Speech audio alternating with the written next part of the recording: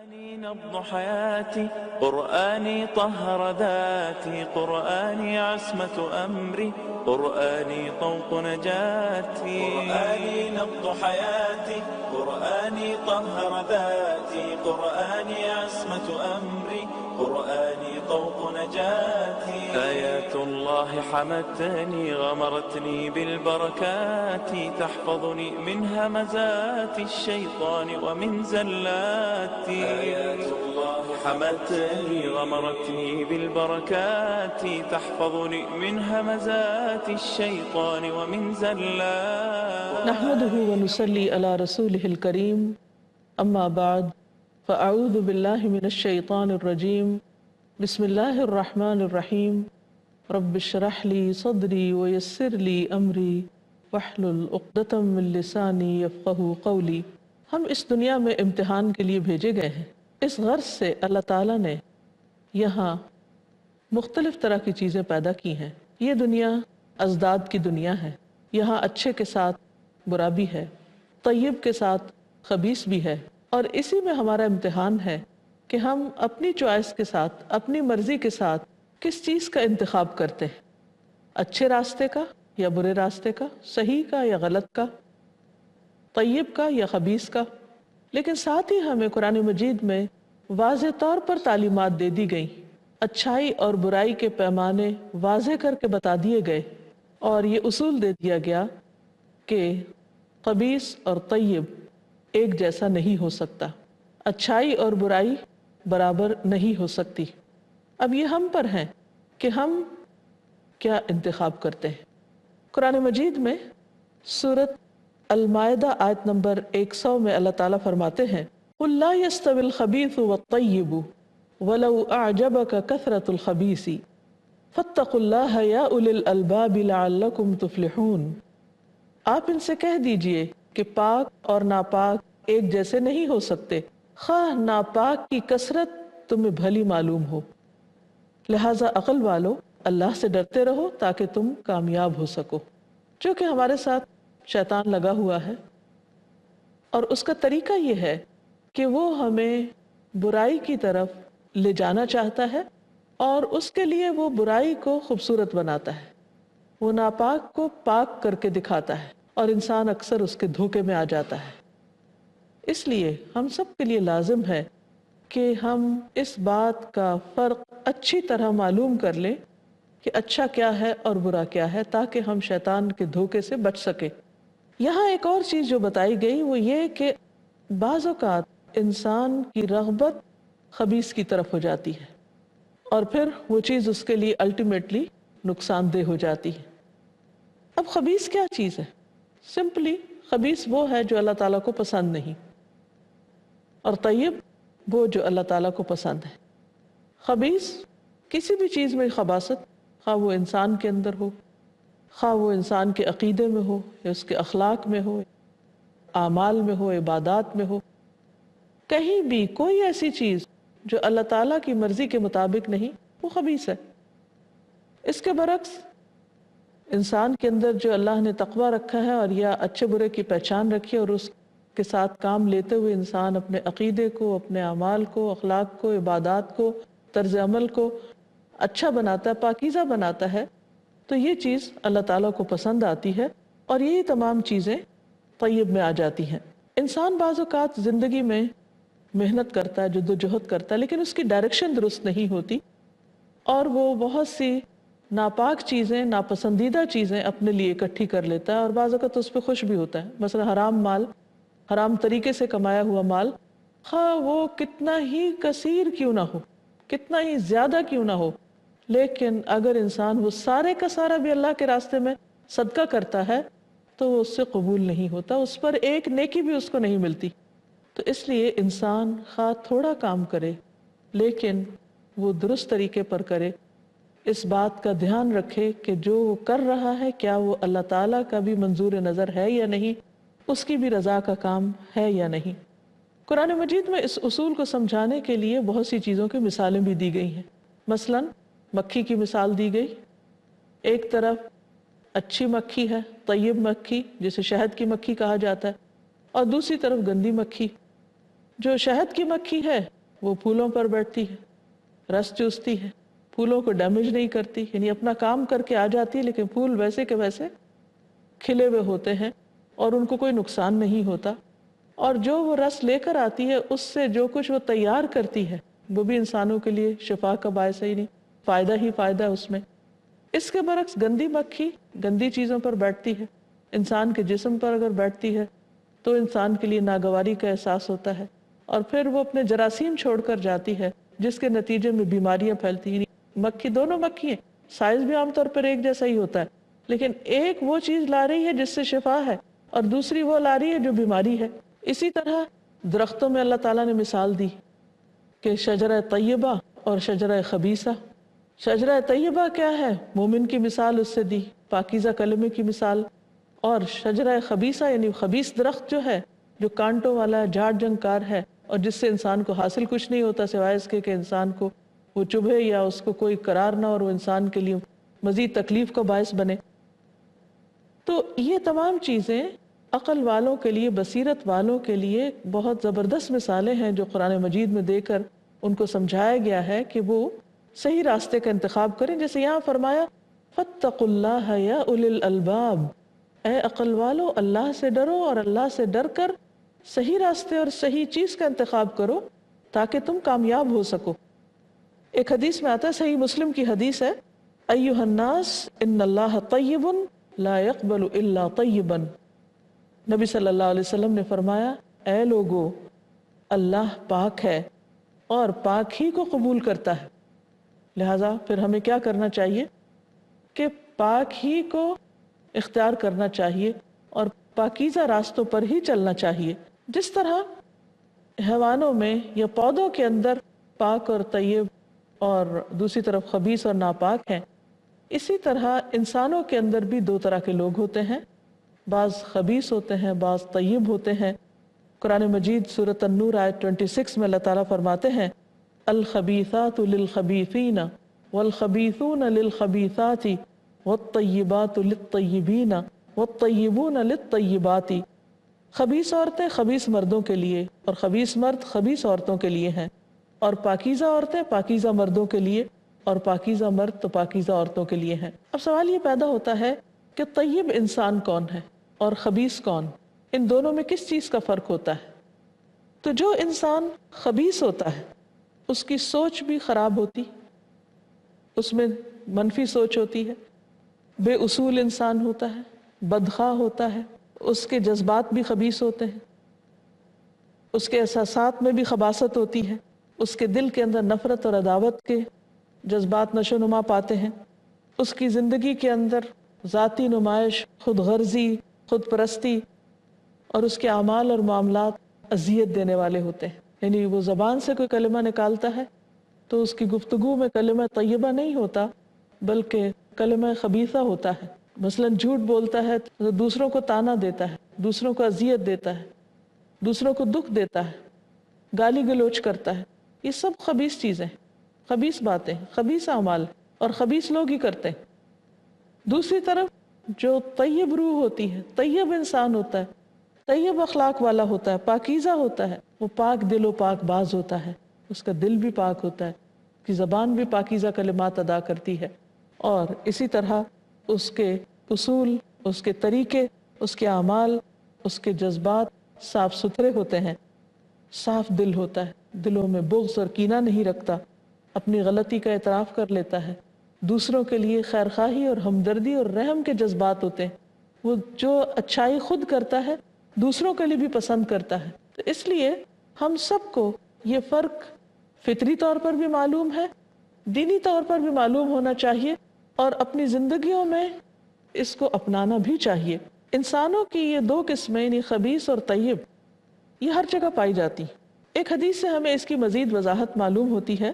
نبی صلی اللہ علیہ وسلم نے فرمایا، مسند احمد کی روایت ہے، اللہ تعالیٰ نے آدم کو ایک مٹھی مٹی سے پیدا کیا تھا جو اس نے ساری زمین سے اکٹھی کی تھی. یہی وجہ ہے کہ بنو آدم زمین ہی کی طرح ہیں، چنانچہ کچھ سفید ہیں، کچھ سرخ ہیں، کچھ سیاہ فام ہیں، کچھ اس کے درمیان ہیں. اسی طرح کچھ خبیث ہیں، کچھ عمدہ، کچھ نرم ہیں اور کچھ غمگین وغیرہ وغیرہ.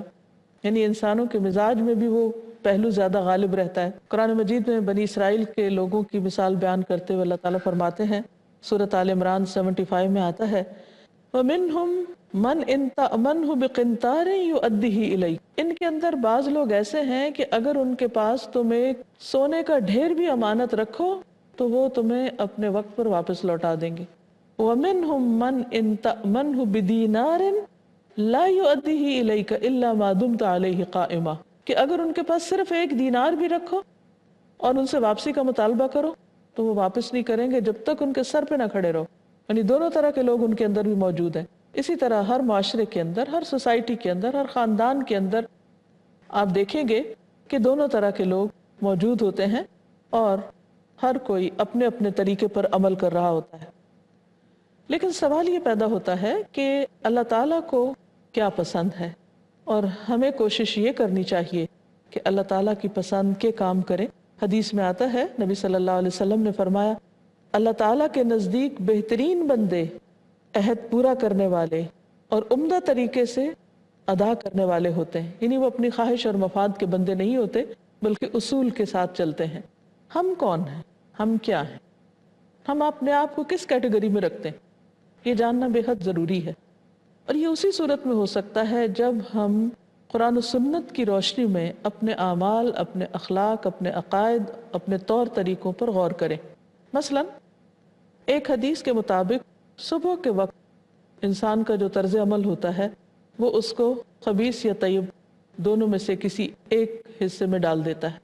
اب ہم دیکھیں کہ ہماری صبح کیسے ہوتی ہے اور ہم دونوں میں سے کس کیٹیگری میں آتے ہیں۔ رسول اللہ صلی اللہ علیہ وسلم نے فرمایا، یہ صحیح بخاری کی روایت ہے، کہ شیطان آدمی کے سر کے پیچھے رات سوتے وقت 3 گریں لگا دیتا ہے، اور وہ کیا ہوتی ہیں، کیسے ہوتی ہیں، حقیقت اللہ ہی جانتا ہے، ہمیں تو جو بتایا گیا اس پر ایمان لانا ضروری ہے۔ فرمایا، اور ہر گرہ پر یہ پھونک دیتا ہے کہ سو جا، ابھی بہت وقت باقی ہے۔ پھر اگر کوئی اٹھ کر بیدار ہو کر اللہ کی یاد کرتا ہے، یعنی اللہ تعالیٰ کو یاد کرتا ہے، ذکر کرتا ہے، تو ایک گرہ کھل جاتی، پھر اٹھتا ہے، وضو کرتا ہے تو دوسری کھل جاتی، وضو کرنے کے بعد نماز پڑھتا ہے تو تیسری گرہ بھی کھل جاتی، اور انسان شیطان کے بندھن سے باہر آ جاتا ہے۔ اس طرح اس کے دن کا آغاز آپ نے فرمایا فَأَصْبَحَ نَشِيطًا طَيِّبَ النَّفْسِ، وہ بہت چاق و چوبند اور طیب النفس ہوتا ہے، یعنی اس کا مزاج بہت اچھا ہوتا ہے۔ وَإِلَّا أَصْبَحَ خَبِيثَ النَّفْسِ، اور اگر ایسا نہیں وہ کرتا، یعنی اللہ کا ذکر نہیں کرتا، وضو نہیں کرتا، نماز نہیں پڑھتا اور سویا ہی رہتا ہے، تو وہ جب اٹھتا ہے تو خبیث النفس اٹھتا ہے، یعنی ایک بدمزاج انسان کی طرح۔ کسلان کا لفظ آتا ہے کہ سستی کا مارا، بد باطن، اور دن کے آغاز سے ہی وہ ایک اپنے لیے غلط راہ اختیار کر لیتا ہے، کیونکہ اس کا آغاز بھی نافرمانی کے ساتھ ہوا، اللہ کی ناراضگی کے کام کے ساتھ ہوا۔ پھر اسی طرح یہ ہے کہ اللہ تعالیٰ انسان کو مختلف حالات سے گزارتا ہے، کبھی اپنے نفس کی اکساہٹیں ہوتی ہیں، کبھی شیطان کے وسوسے ہوتے ہیں، اس کی طرف سے ڈالے ہوئے برے برے خیالات ہوتے ہیں، اور کبھی لوگوں کی طرف سے آنے والی تکلیفیں ہوتی ہیں۔ ان سب میں انسان کے لیے بعض اوقات بہت مشکل ہو جاتا ہے کہ وہ طیب النفس بن کر رہے۔ ایسے میں انسان کو صبر کی ضرورت ہوتی ہے۔ جو شخص صبر سے کام لیتا ہے، اصولوں پر قائم رہتا ہے، لوگوں کی بد اخلاقی کی وجہ سے خود بد اخلاق نہیں ہوتا، لوگوں کے برے رویے کی وجہ سے اپنے رویے کو برا نہیں کرتا، تو ایسا شخص مرتے دم تک ایک طیب النفس شخص ہوتا ہے، حتیٰ کہ موت کے فرشتے بھی اس کو نفس مطمئنہ کہہ کے پکارتے ہیں۔ نبی صلی اللہ علیہ وسلم نے فرمایا کہ مردے کے پاس فرشتے آتے ہیں، اگر وہ نیک ہوتا ہے تو کہتے ہیں اخرجی ایتها النفس الطیبہ، اے پاکیزہ جان، اے طیب انسان، تم اس جسم سے نکلو۔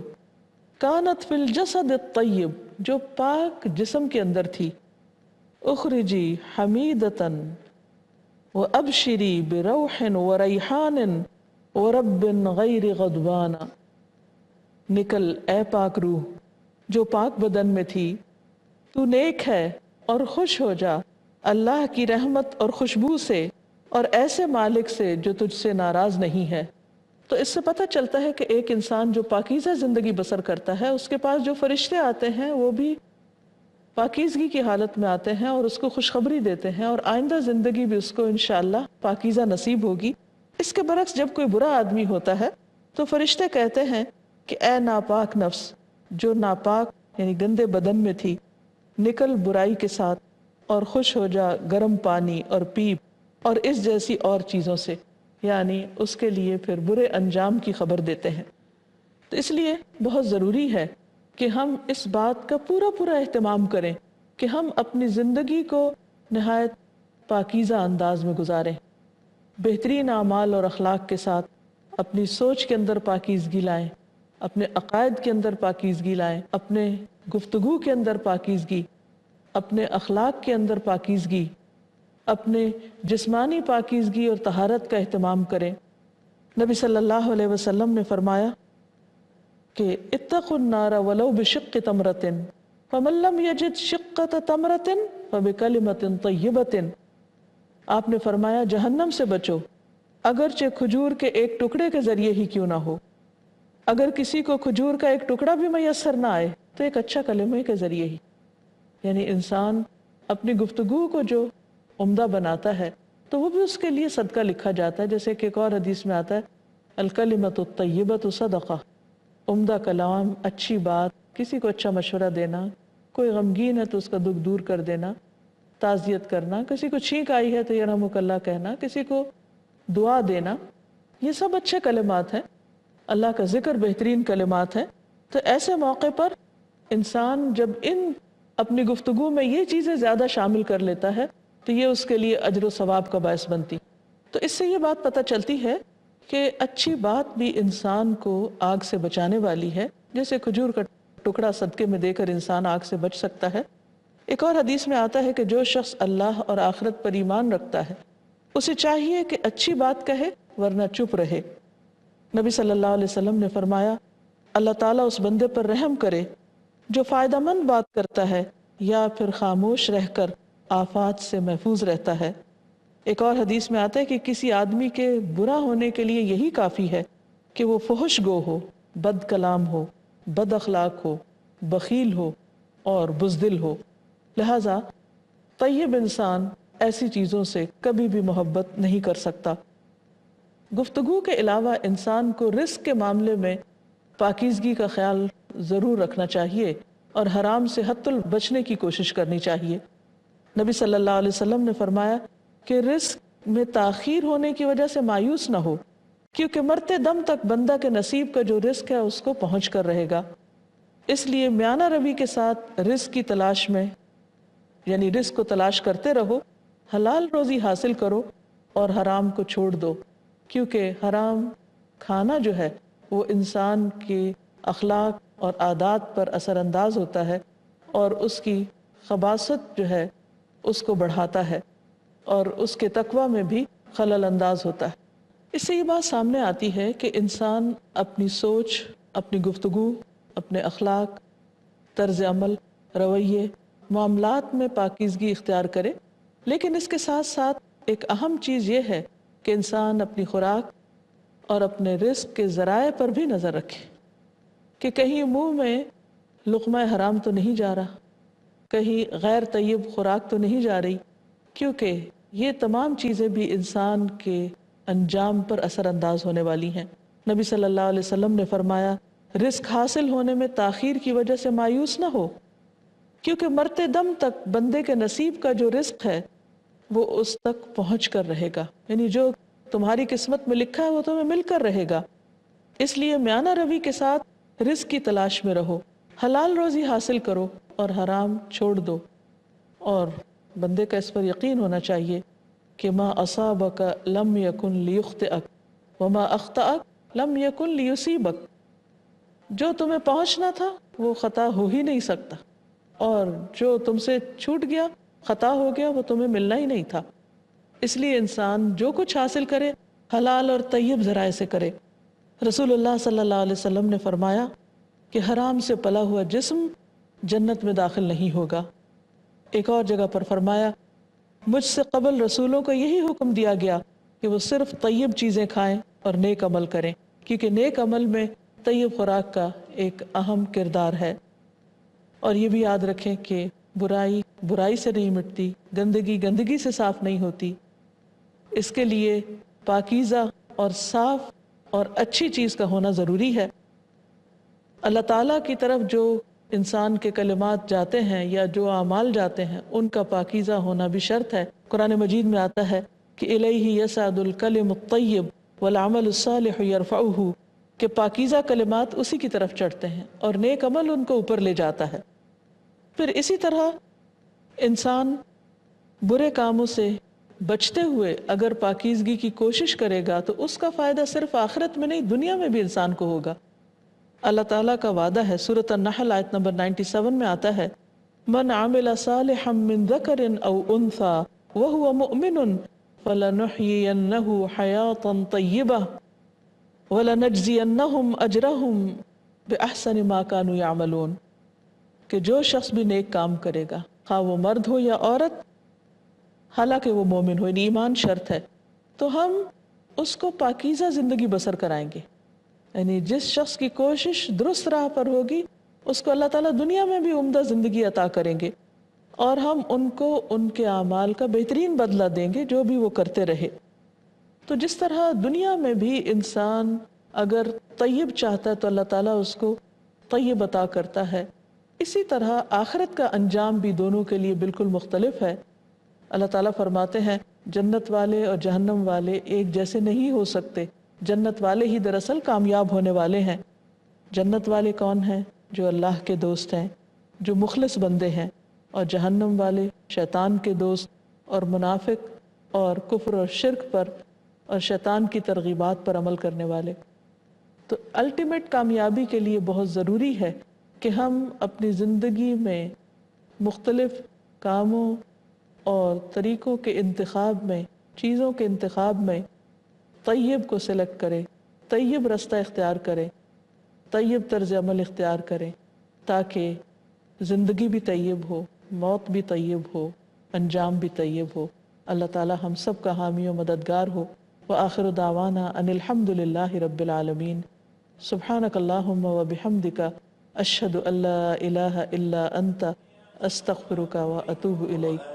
السلام علیکم ورحمۃ اللہ وبرکاتہ۔ خالدة ما أعظمها من كلمات من الرحمن علينا بكتاب من رحمات، معجزة خالدة ما أعظمها من كلمات من الرحمن علينا بكتاب من رحمات، قرآني نبض حياتي، قرآني طهر ذاتي، قرآني عصمة أمري، قرآني طوق نجاتي، قرآني نبض حياتي، قرآني طهر ذاتي، قرآني عصمة أمري، قرآني طوق نجاتي۔